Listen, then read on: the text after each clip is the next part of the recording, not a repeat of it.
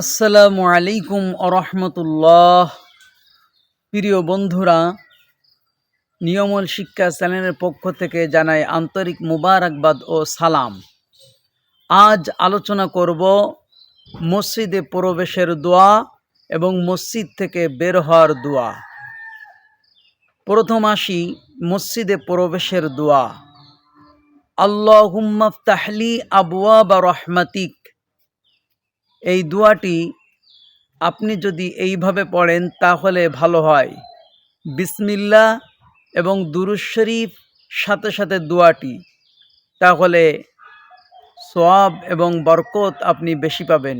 একসঙ্গে বলা যায় তিনটে, বিসমিল্লাহি ওয়াসসালাতু ওয়াসসালাম আলা রসুলিল্লাহি সাল্লাল্লাহু আলাইহি ওয়াসাল্লাম। আল্লাহুম্মা ফতাহলি আবওয়াবা রহমাতিক। এইভাবে বলা যায়। যদি কেউ নাই পারেন তাহলে সে শুধু বিসমিল্লাহির রহমানির রহিম আল্লাহুম্মা ফতাহলি আবওয়াবা রহমাতিক এই দোয়া বলবেন, ডান পা দিয়ে মসজিদে প্রবেশ করবেন। এবার আসুন এই দোয়াটির অর্থ আমরা জেনে নিই।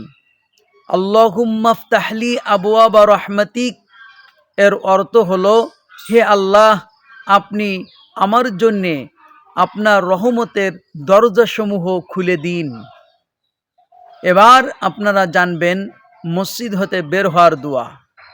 মসজিদ হতে বের হওয়ার দোয়া, আল্লাহুম্মা ইন্নী আসআলুকা মিন ফাযলিক। এখন আপনি একসঙ্গে বিসমিল্লাহ আর দুরূদ শরীফ এই দোয়াটি একসঙ্গে পড়লে বেশি ভালো হয়, রহমত বরকত আপনার জন্য বেশি হয়। একসঙ্গে কেমন? বিসমিল্লাহি ওয়াসসালাতু ওয়াসসালাম আলা রসুলিল্লাহি সাল্লাল্লাহু আলাইহি ওয়াসাল্লাম। আল্লাহুম্মা ইন্নী আসআলুকা মিন ফাযলিক।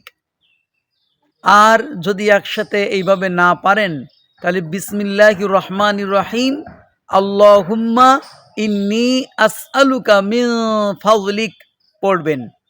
আর বাম পা দিয়ে মসজিদ থেকে বের হবেন।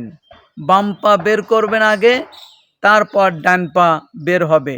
দোয়াটির অর্থ হলো, হে আল্লাহ, আমি আপনার কাছে অনুগ্রহ প্রার্থনা করছি। আল্লাহুম্মা ইন্নী আসআলুকা মিন ফাযলিক এতটুকুর অর্থ হলো, হে আল্লাহ, আমি আপনার কাছে অনুগ্রহ প্রার্থনা করছি।